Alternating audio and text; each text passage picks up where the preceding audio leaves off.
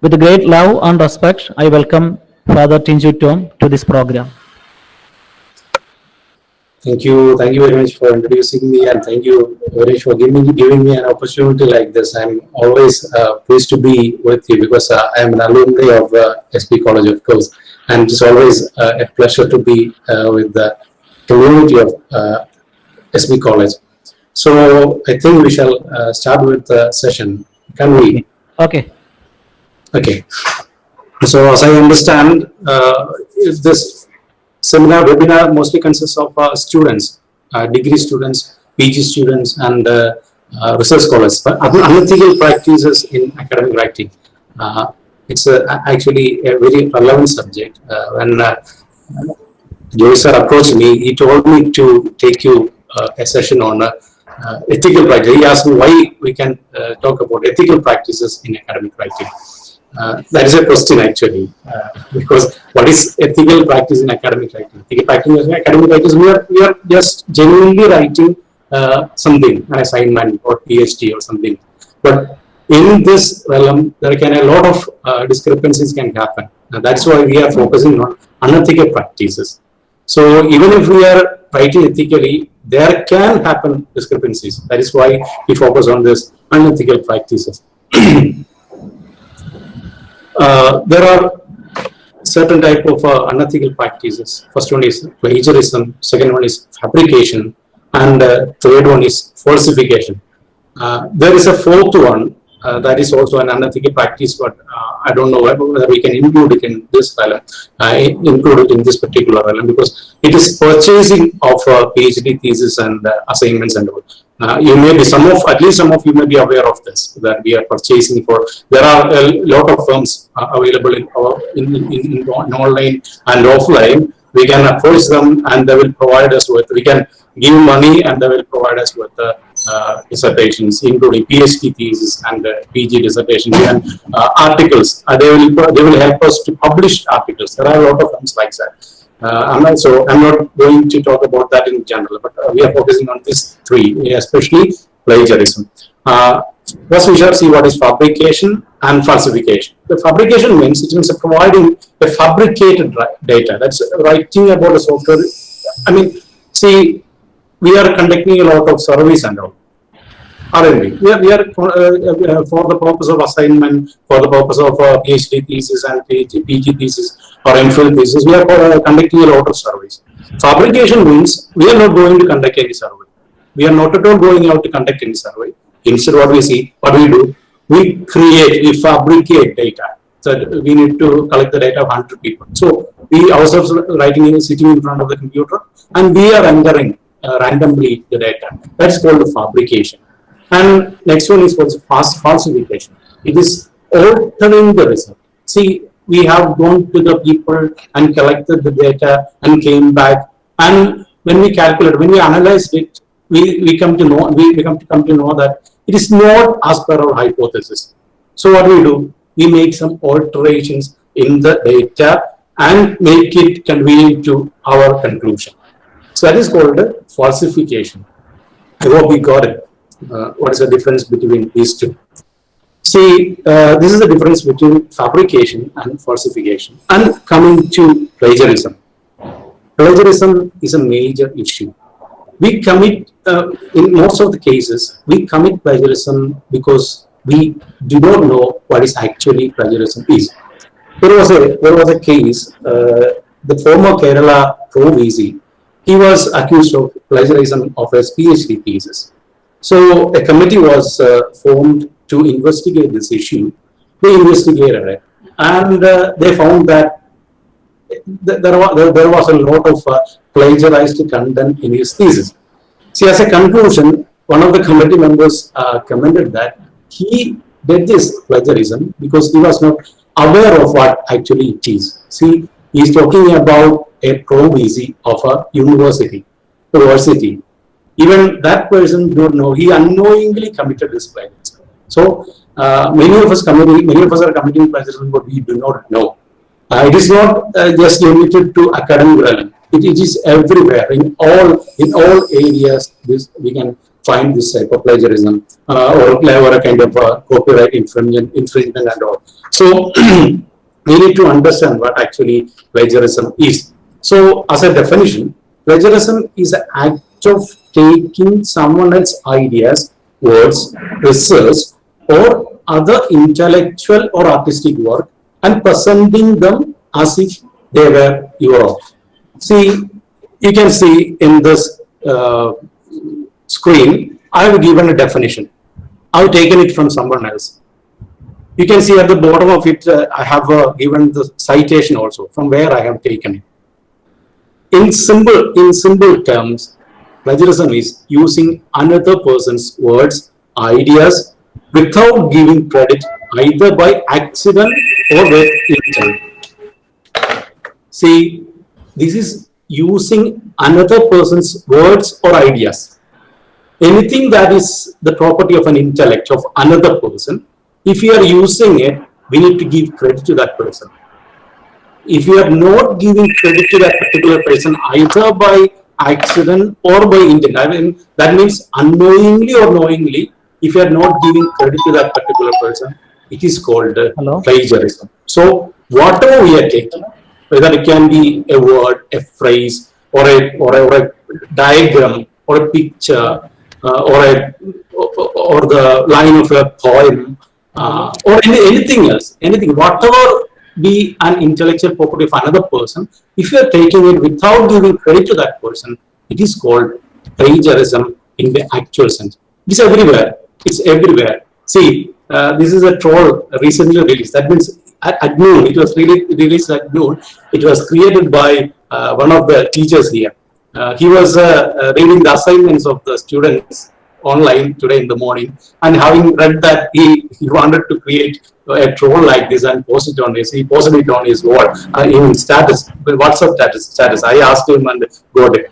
So this is a problem. We are copying a lot of content from here and there and just producing it, even without changing the footnote number or the hyperlink. Like if you are basically copying it from Wikipedia and all, they have given the footnote number and all. Some are simply copying and pasting it without even changing that. There will be hyperlinks including. So that even we are not bothered to change. That is clear act of plagiarism. So it is everywhere, including our simple assignments to what we call PhD thesis and all. So that is the situation here. So we need to know which are the type of plagiarism. Then only we will be able to avoid it. I have already mentioned in the beginning that we are unaware of the types of plagiarism. That's why we are committing it in most of the cases. There are intentional plagiarism coming next, but in most of the cases we are committing plagiarism because we do not know what are the type of, what are these plagiaristic elements and all. First one I would say of direct plagiarism. See, what is direct plagiarism or clone plagiarism? We know what is clone. The exact copy of something is called clone, isn't it? The exact copy of something. So it is a word-to-word copy of someone else's work without acknowledgement. See, if you are copying something from, an example is given here. See, that underline, the first one, in the first box we have given the source, and the second box we have given the copy. The underlined sentence is as such taken from the source and pasted it into our assignments or thesis. This is copy, clone plagiarism. So without giving credit, that is important. If you are quoting, we have to give credit. It is possible to quote, but we have to give the credit. That's important. This is an example of clear example of direct plagiarism or clone plagiarism. So we move on to the second example. Second self-plagiarism or text recycling. Self-plagiarism or text recycling. It is using or reusing one's own work which is previously published without citing the original text. I hope you have got it what it is. See, for example, you are submitting a thesis or dissertation for masters, for your masters. When you come to MPhil, there also you have to submit a dissertation.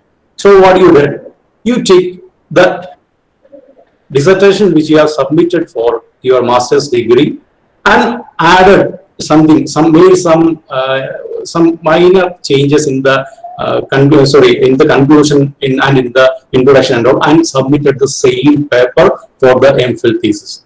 That is what is called self-plagiarism. A lot of people are doing it unknowingly. See, you might be, at least some of you might be doing without knowingly. You might have submitted a project in degree level, and when you are coming to the PG level, you might be doing the same thing. You are taking the same assignment and submitting to the faculty. So it can happen. That is what is called plagiarism. This can happen in academic realm in the case of journals or journal articles. Some people may be publishing same article in different places. Then it can be called as self-plagiarism. Where publishing same articles in different journals. That is self-plagiarism without side. Okay. So we move on to the next one. Before moving on to the next one, UGC has recently published a circular that is on 20th April 2020. That's very recently. UGC has published a circular. In that circular, it says, I have taken the screenshot of it. First, they are telling what is self-plagiarism. It says reproduction in part or whole. Reproduction in part or whole of one's own previously published work without adequate citation and proper acknowledgement, and claiming the most recent works as new and original for any academic advantages amounts to text recycling or self-plagiarism. So, if you are taking, you may be telling that from my master's degree dissertation, I am only taking the single chapter. So that is also plagiarism. If you are taking a part or if you are taking more, both are and both amounts to text recycling or self-plagiarism. So you must be very cautious about it. So then they are telling what are self-plagiarism, what this include. Republishing the same paper already published elsewhere without due and full citation.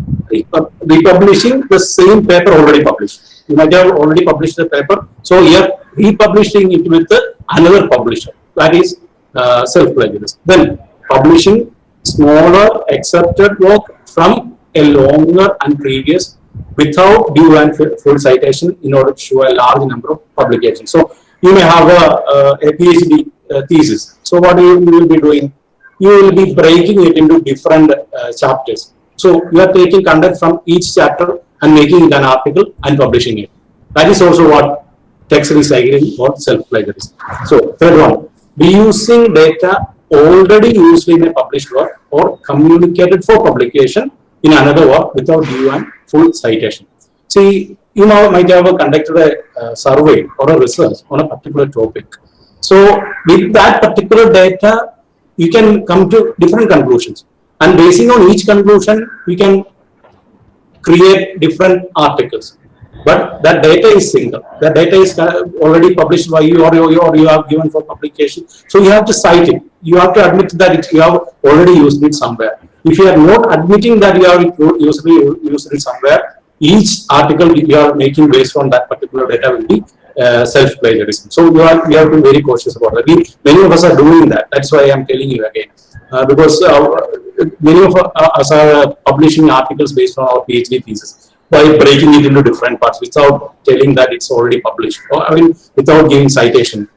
Then last but one, breaking up a longer, larger study into smaller. So that's why I already said.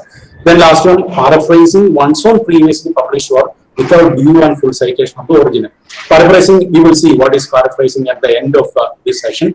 But before that, if you are taking the idea and presenting it, if you are taking an idea of a previously published one that may be written by ourselves, then taking that and converting it into another type of framework and we are publishing it. That is called paraphrasing one's own previously published work without due and full citation of the original. That is also what is called self-plagiarism. So we move on to the another one, mosaic plagiarism. See, mosaic plagiarism means it's similar to quotation, direct plagiarism. In direct plagiarism, what we are doing, we are taking the exact copy of something and pasting it as our exact copy. We are taking exact copy and making it our own. In mosaic plagiarism, what we are doing actually, we are taking the exact copy of a particular portion of an article or a thesis or any other content, and we are making changes in it. We may be changing a phrase and replacing it with a synonym, for example, instead of come, we use enter. Like that changes we are making. Instead we use synonyms, we make some textual changes or tense changes. It may be in past tense, we are making it present tense. So the content is the same. We are making some patchwork here and there, or we are taking some tiles and replacing it with another one. But the actual structure of the sentence is the same. That is what is called mosaic plagiarism or patch writing. An example of it you can see here. See, this is the source text. First one is the source text. From that source text, this patchworking means they are taking first sentence and the last sentence and combining it and presenting it as such in the writing. That is what is called plagiarism in mosaic plagiarism or patch writing. So we must be very cautious. Many of the people are committing this patch writing, even in our assignments itself. Many of us are committing patch writing or mosaic plagiarism. So we must be very cautious of it, and we must be able to avoid it too. So I'm moving on to the next one. That is accidental plagiarism. Accidental plagiarism means unknowingly we are committing some plagiarism. That is what is called accidental plagiarism. See, if one is not careful enough, plagiarism can happen unintentionally. It can happen mainly in three ways. First one, accidentally failing to credit your source correctly. So we may be writing a dissertation or an article. So we will go on writing. We will forget to cite the source. We may forget to note it down from where we have taken. So we just omit it. Unknowingly we omit it. That is first one. Accidentally failing to cite your sources correctly. For not citing paraphrased information, you must be paraphrasing from another source. For example, you have seen an article and you think that, oh, it's a good one. So you took it and convert it into your own words. See, then you think that, oh, it's my word. I'm not exactly copying from that particular one. So it's my word. It's my wording. So what you will do? You will omit citing that particular person, that particular source. That is also what plagiarism, accidental plagiarism. Unknowingly we are committing plagiarism. Then incorrectly paraphrasing. Incorrectly paraphrasing means we saw a particular portion, you wanted to include it in your dissertation or in your article, but you try to alter the meaning of that one and write the just opposite of what you have read in that particular source and give the citation of that particular source. That is what is called incorrectly paraphrasing. The correct source is that you are making the alterations in that particular source and producing it in your article, but you are giving credit to that person. That is called incorrectly paraphrasing. That is also accidental plagiarism. That comes under accidental plagiarism. So coming to the next one, this is just a comprehensive view of many of these we have already discussed. Clone plagiarism we have already discussed. Contains significant portions. That's also we have discussed. Find replace. Find replace. You must know. So as I have said in mosaic plagiarism, we are we are replacing some words with their synonyms in the what we call. Many of you might have seen the Three Idiots, haven't you? In that film, the hero is taking the speech of that particular person, the villain, and entering it in the computer and finding some words and replacing it with the negative words. So when he is producing it in the podium, everybody laughs. So that kind of thing, that find and replace. In a word itself, there is a find and replace function. You can do that easily. That is also plagiarism. Remix, paraphrasing from multiple sources. So you are paraphrasing from different sources and making it in your own words and producing it, but without citing the same. Then recycle, borrow generously from writer's previous or without citation. Hybrid, combines perfect, that we have also said. Mixed copies of material from multiple sources, that's mashup. Include citation to non-existence or inaccurate information about the source. See, we know that we need to have citations, references. So what do we say?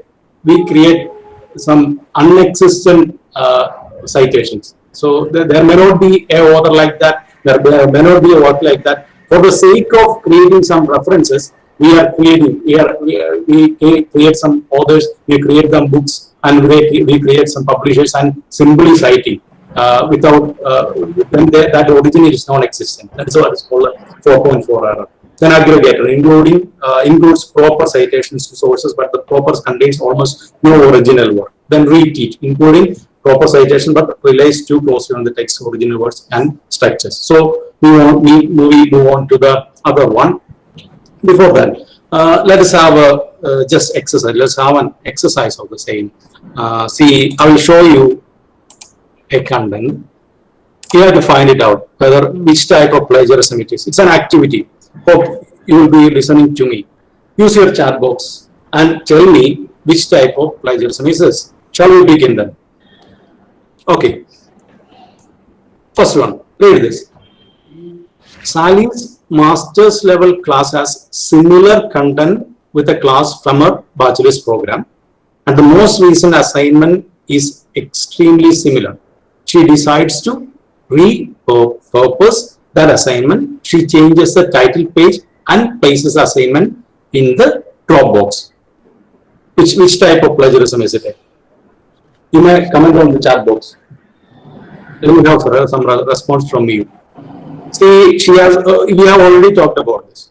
She has already an actual bachelor degree program assignment, and for the PG or the other course, she is reproducing it with making some similar changes in the title and all. Which type of plagiarism would it be? Okay, someone responded. Yeah, of course, it's right. Self-plagiarism. Okay, it's self-plagiarism. Then come next one. Mary has one more class in her bachelor's program, and it is the one she has been dreading the most. Her friend suggested that she buy an essay from a website like coursehero.com or something like that. She feels a little guilty, but buys her final paper anyway. So it can happen. So what type of plagiarism would it be? We have talked it in the beginning. We have talked about this in the beginning. She actually bought her assignment from an online source, giving money. What would it be? Okay. Yeah, I think you got it. It's actually purchasing. It's purchasing. Next one. Bob and Peter are co-workers who began their program in organizational leadership 2 years ago. They decided they could finish their program easier if they each took different courses each time, then shared their assignments with one another when each began the opposite course. For example, leave this one. You are joining for an online course. So your friend also want to join for another online course. So you get only one certificate for which you are attending.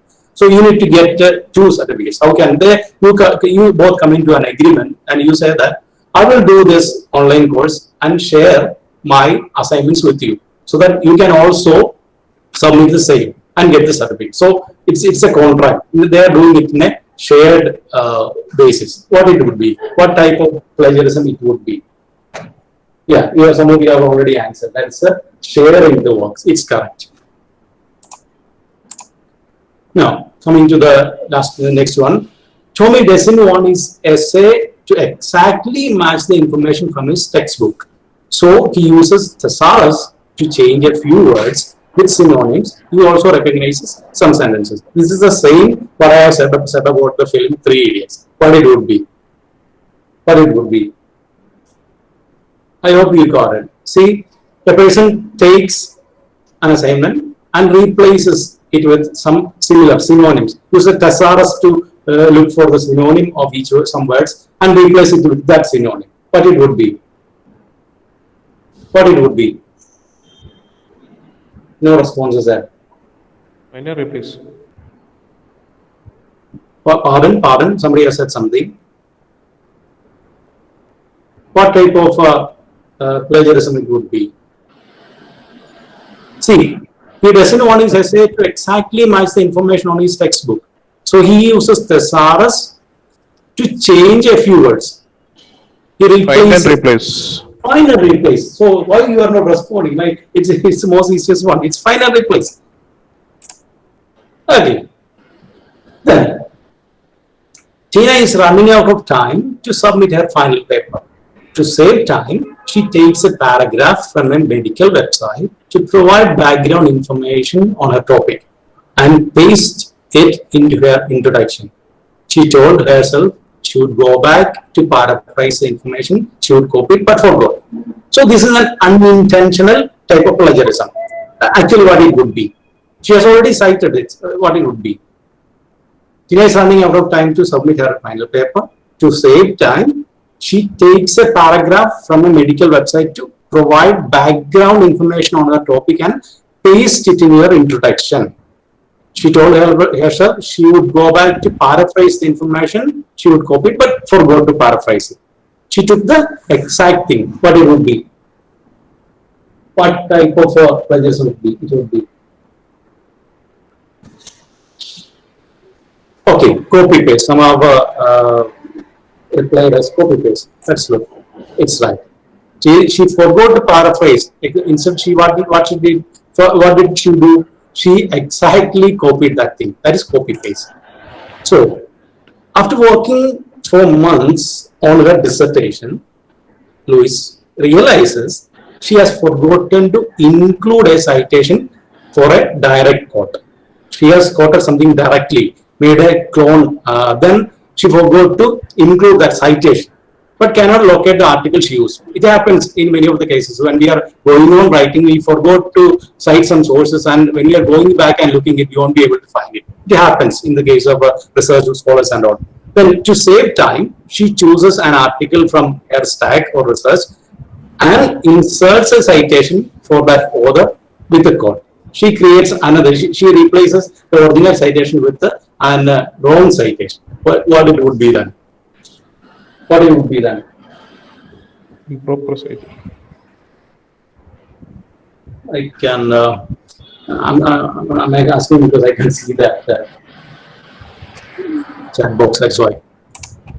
Many of, what it would be, let me check the chat box. Improper citing, yeah, it's true, improper citing.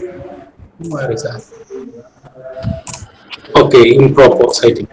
So, we have made everything right. So, we shall move on to the next one. So, we are talking about types of plagiarism, and we shall go back to this one.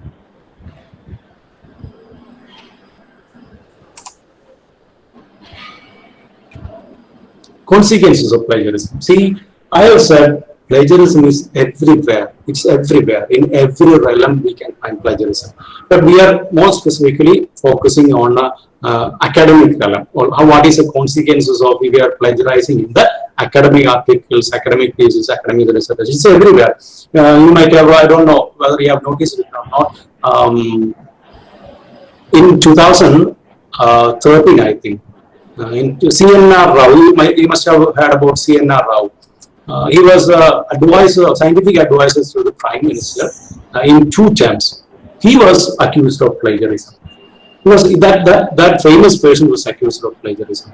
That was in the academic realm. And in another case, in the political realm also, we can see plagiarisms. In 2012, one of the ministers of Angela Merkel, German government's ministers was accused of plagiarism, and she had to step on from her current office of the educational minister. She was the educational minister, and in 2012, somebody found that a doctoral dissertation that was submitted in 1980s by her. It was published in 1980s by her, and in 2012, when she became the educational minister, somebody found that there was some plagiarized content in her PhD thesis that was written almost 30 years before, and she had to step down from her current office. In the same government, in 2011, the defense minister of Germany had to step down from his office because of due to the same reasons. He also committed plagiarism for his PhD thesis. There are a lot of examples we can say. There are people who copy lyrics and use it in their own songs and all. So, an American man had to pay $400 billion as a compensation for copying a lyrics from a particular person, using it there on songs and all. And in India also there was a controversy regarding that.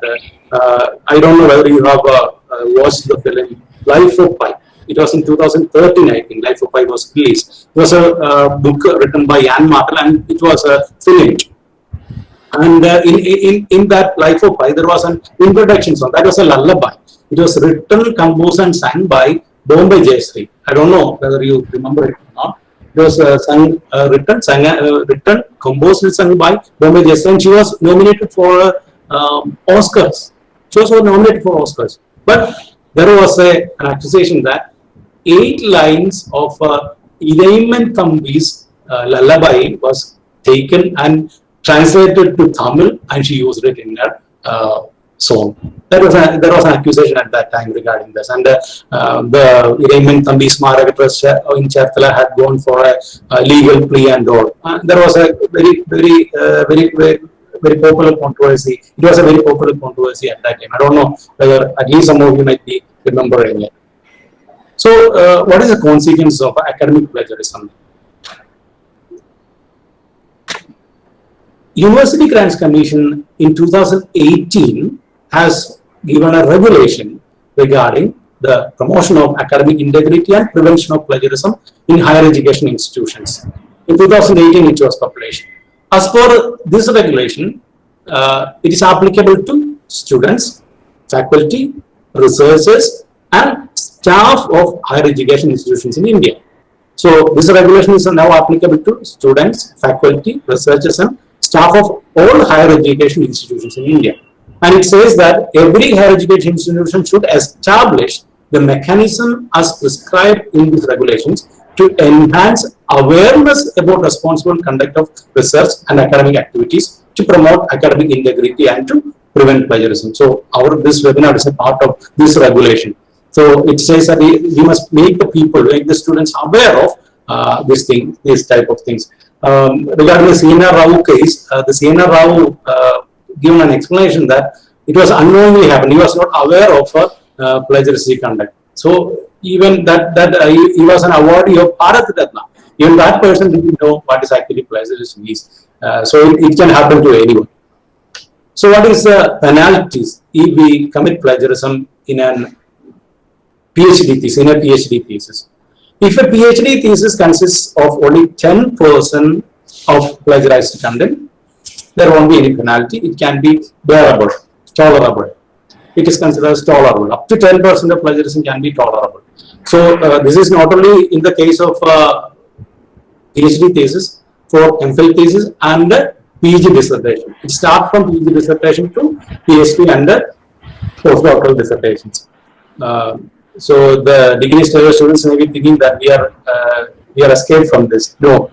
See, the problem is that if anything has recorded as ours, anybody can access to that. And when we are even after, see, in the case of that German German minister, she was accused of plagiarism after almost 13 or 14 years because it was already published and it was a record. You see, if you are writing a project in your bachelor's time, you are giving it to a copy is given to the college library. At least in your department library, it would be kept, isn't it? Even after 40 or 50 or 100 years, a person can come and look onto that and can analyze it and find plagiarism content in that. So what happens? You must have written at the title page of it, it's a partial fulfillment of my bachelor's degree, isn't it? So it is a partial fulfillment. If that partial fulfillment is falsified, how can your degree be valid?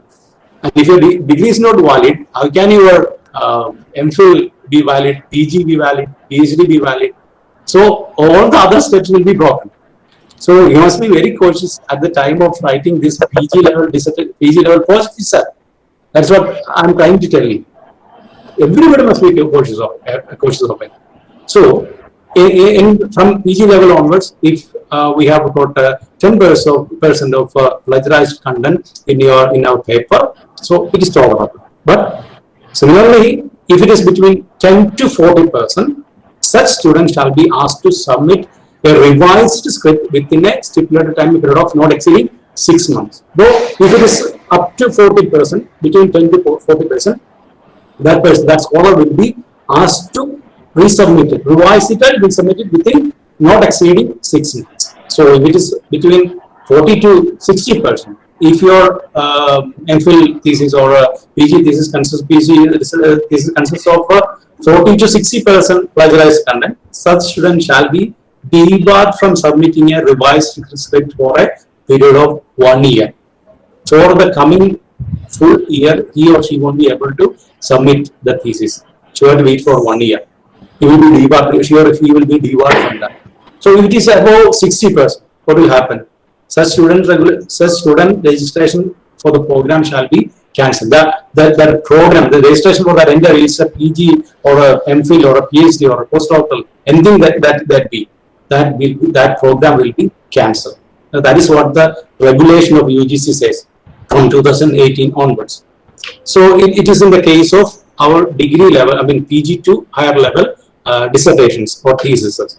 In the case of articles, if you are plagiarizing in articles, if it is 10%, it's bearable. Similarity between 10 to 14, he or he shall be asked to withdraw the manuscript that is given to the publishers. Then, if it is similarity between 40 to 6%, the manuscript has to be withdrawn, denied the right to 1 annual increment. If he is a government employee, he or she will be denied the right to 1 annual increment and shall not be allowed to supervise any new masters MPhil if you are a reader. So if you are a guide, I mean a master's guide, master's degree guide or a MPhil guide or PhD guide, he or she will not be allowed to supervise any new master's MPhil or PhD students or scholar for a period of 2 years. So it is a case if your article contains 40 to 60% of a plagiaristic content. This is applicable to each and every one of us. If you have published articles which contains this type of plagiarized content, anybody can go and check it and comes with a petition. അതായത് പണി തരാനായിട്ട് എളുപ്പമാണ് ആളുകൾക്ക്, നമുക്കിട്ട് പണി തരാൻ എളുപ്പമാണ് ഈ ഒരു സംഭവം വെച്ച്. So it's very crucial. And if the similarity above 60%, if the plagiarized content is above 60%, he shall be asked to withdraw the manuscript. Two annual increments will be denied. Then shall not be allowed to be supervisor to any master's, MPhil, PhD student or scholar for a period of 3 years. That is a penalty prescribed by the UGC for a plagiarism. So let us move to the next one. Now, how can we avoid plagiarism? How can we avoid plagiarism? That is what we are going to see in the coming months. First one, understand plagiarism. What is plagiarism and what is not? That is very important. Understand plagiarism. What is plagiarism and what is not? So I think we can go for a simple activity regarding that. Can you read this? Can you see this? Is it visible? Is it visible on the screen? Please give some. Not clear. Yes. Okay, yes. If you can read, take the first one. A student uses an internet article in researching her paper. Then she finds several of the ideas in the article useful and develops them in her own paper. She does not quote from the text. She does not cite it in the paper, but she does put the reference in the bibliography. Will this be plagiarism? What do you say? Will this be plagiarism? You are taking an internet article, find several ideas in that internet article useful, and develops them in your own paper. Since does not quote from the text or does not cite it in the paper, but she does include it in the bibliography. What is bibliography? Does anyone know what is bibliography? What is difference between bibliography and reference? Does anyone know? So bibliography means for the research purpose, we read a lot of stuff, aren't we? We read a lot of books, lot of articles, and a lot of materials we read. I mean, journal articles, many things we read. But we may not be taking paragraphs or ideas from each and every one of them. We may be taking only from some of them. But we can include everything we have covered in our bibliography. That is what is called bibliography. But in reference list, we can include only those sources from where we have borrowed ideas or words. That is the difference between bibliography and reference. So this says that she does not cite in her paper, she does not include it in her reference, but include it in her bibliography. Will this be plagiarism? What do you think? Will this be plagiarism? Yes. Yes, it is plagiarism. It's clear plagiarism. So we move on to the second one. In researching a paper on Mary Kingsley, a student discovers that Kingsley was born in I can read that one. No, leave it. See, instead of this, you think of this. In researching a paper on Mahatma Gandhi, you come to know that Mahatma Gandhi was born in 1816. Okay, should you cite that source from where you have taken this? Should you cite that source from where you have taken this? What do you say? What do you say? If you are not citing that particular, if you are writing in your paper that Gandhi was born in 1869, you are not citing it. Will this be plagiarism? What do you think? No. No. Why it is? Why it is no? Because, I shall say, there are certain kind of facts that are called common knowledge. Common knowledge we need not cite. It's known by everyone. That is common knowledge. So like sun rises in the east, or India got independence in 1947. These are common knowledge. So we need not cite the common knowledge. So this Gandhi was born in 1869 amounts to common knowledge. So we need not cite them. If you are not citing it, it won't be plagiarism also. Third one, you are taking a class that a friend has already taken. Your friend has already taken a class. Since she lets you read her paper in order to get some ideas and tells you to use any part of the paper you find useful, you incorporate some of her paragraphs into your own paper without citation. Will that be plagiarism? No. Will that be plagiarism? One of you have said that it's plagiarism. Is it? Your friend has already verbally accepted you to use that or allowed you to use that, and you used that idea in your own paper. It is Will that be? It's plagiarism. Will that be plagiarism? No. It's plagiarism. It's plagiarism. See, you are taking a class that a friend already taken. Friend has already taken a class, and it may be recorded, or she might have made a lecture note, and it has been given to the students. So it's already a record. It's already a record. Legally, if you're telling, it's plagiarism. You see, mere verbal agreement won't work in legal realms. Mere verbal agreement won't work in legal realms. So it's better that to avoid plagiarism and avoid accusations legally, you have to cite that source. So if you are not citing it, legally it is plagiarism. Next one. A friend offers to let you read his paper in order to get some ideas, and lets you use any part of the paper you find useful. You incorporate one of his paragraphs into your paper, and you are careful to include all the citations from his paper in your footnotes, so that the reader will be able to find the original source of the information. So it is a bit similar to the previous one. It's a bit similar to the previous one. What do you think? What do you think? A friend has already allowed his paper to allowed you to take his paper with all the citations you have included in it, and you have exactly copied the same thing from him. Will this be plagiarism?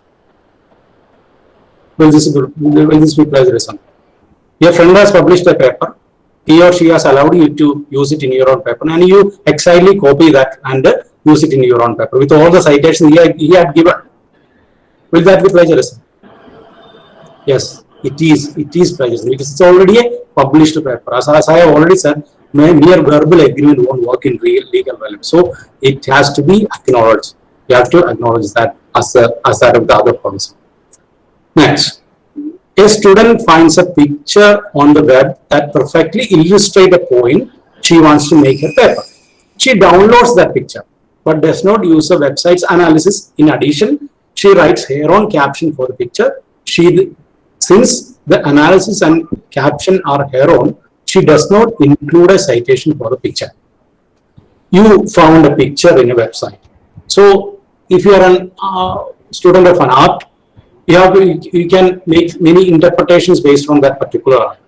So many interpretations, or a particular interpretation is given in that particular website, but you are not taking that interpretation.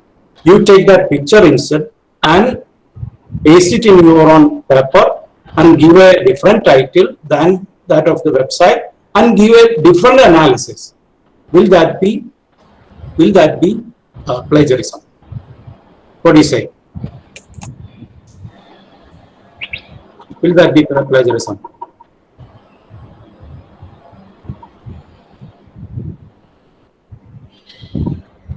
It can be in either way. See, as I have said about common knowledge, if it is the painting of a Mona Lisa, it's a very common. So we can take it and give it your own interpretation. But if it is a diagram, see, if somebody has collected data and that data is presented in the form of a diagram or a table or something else, you are taking that data and giving another interpretation based on another conclusion based on that data. In that case, it is plagiarism, because that data is collected and presented by someone else. It's not yours. But if it is a common knowledge, like the picture of Mahatma Gandhi, or picture of Mona Lisa, or picture of Van Gogh, and you are making an interpretation, it's okay. But if it is an intellectual work of another person, like a chart or a box or a diagram that depicts content or collected data, and you are interpreting, then you have to give credit to that person. Okay, I think due to the problem of time, we shall move forward. See, I think you can see this website. See, this is a website from I have taken this practice. You can go to this website and practice by your own. When we are reading through this, we will be about to know that we will be confused in many places whether it is plagiarism or not. So that is good that you get confused. Its answer is given at the bottom of it, so you can get the answer as well as the question from this particular website. Hope you have got it. discover.trinity.dc.edu policies plagiarism. So okay, if anybody wants, I can give you the I can paste it in the chat box. You can take it from there. Okay. Now we move on to the next one. Second one is quote and cite the source. Second one, how to avoid plagiarism. We are telling about how to avoid plagiarism. First one is to understand plagiarism. What is plagiarism and what is not? That is very important. That's what we are seeing so far. And we move on to the second one, how to avoid plagiarism. Second one is to quote and cite the source. Quote and cite the source. How to quote and how to cite the source. So that we will discuss in the coming session regarding the APA style manual, and where we will discuss in detail how to quote and how to give citation to quotation and all. So the third one is paraphrasing. Sorry, I've